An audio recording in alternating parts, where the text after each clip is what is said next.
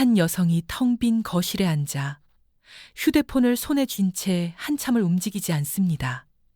머리는 헝클어졌고 눈가는 퉁퉁 부었죠. 그리고 그녀의 입에서 떨리는 한마디가 흘러나옵니다. 그 사람, 날 사랑했던 걸까? 이용했던 걸까? 이 이야기는 실제 사연을 바탕으로 재구성된 60대 여성의 이야기입니다. 다시 찾아온 사랑, 그리고 그 뒤에 숨겨진 진실.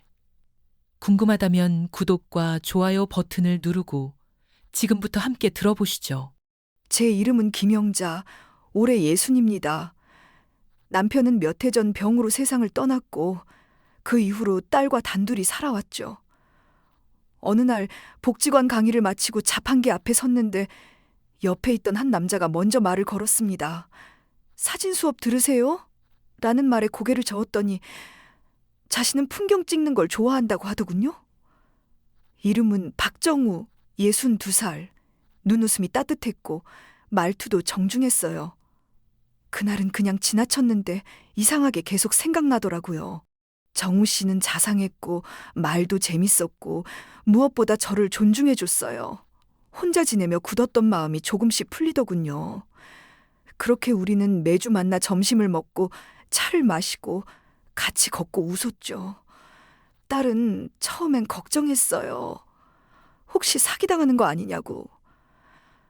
하지만 저는 믿고 싶었어요. 나도 다시 사랑받을 수 있다고. 정우 씨는 제게 당신이 내 인생의 봄이라고 말해줬거든요.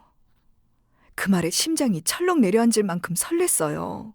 사람이란 게 참 어리석죠. 외로우면 누가 웃어주기만 해도 마음이 가더라고요. 저도 그랬어요.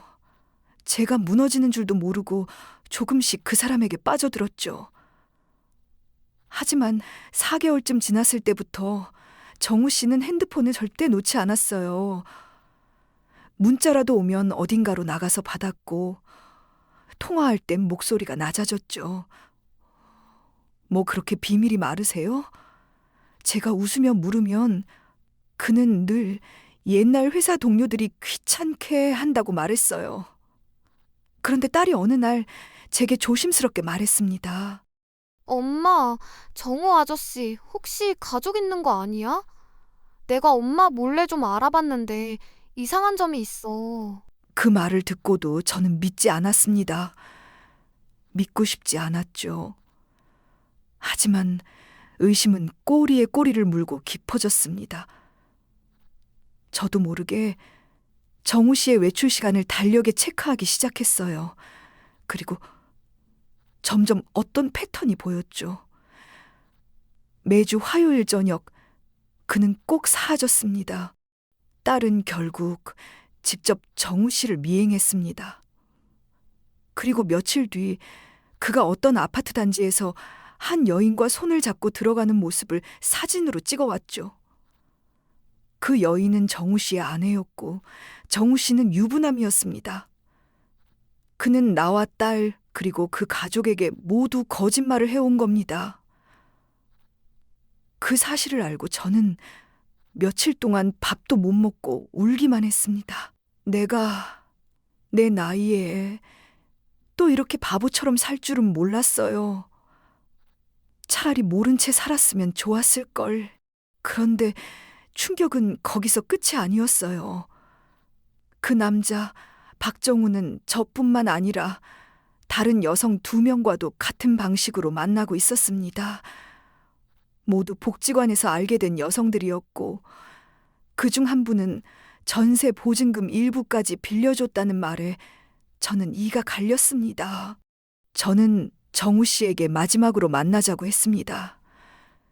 그리고 조용한 카페에서 그의 아내와 딸, 그리고 피해 여성 2분도 함께 불렀죠.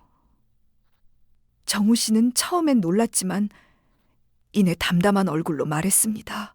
당신들을 속이려던 건 아니었어요. 저도 그 시간들이 진심이었고 외로움 속에서 잠깐이라도 사람답게 살고 싶었어요. 하지만 결국 그게 모두에게 상처가 된 걸 이제서야 알아요. 당신 내 돈 3천만 원 갚아. 사람 인생을 이렇게 망쳐놓고 지금 미안하다는 말로 끝내려고?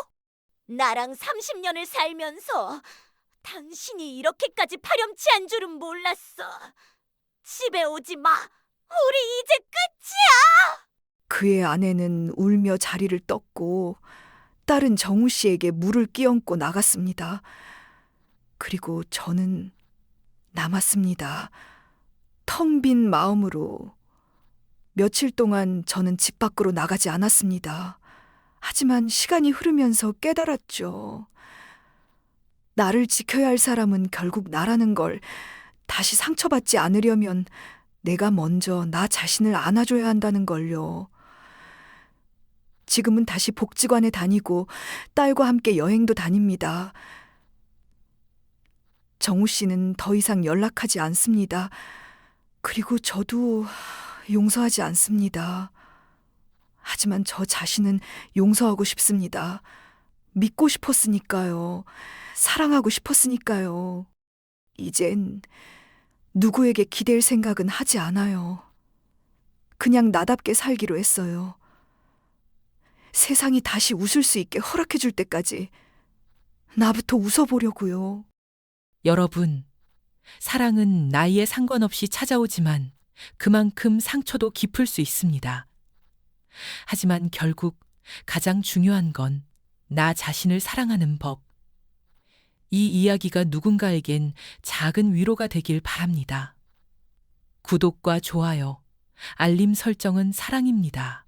다음 영상에서 만나요.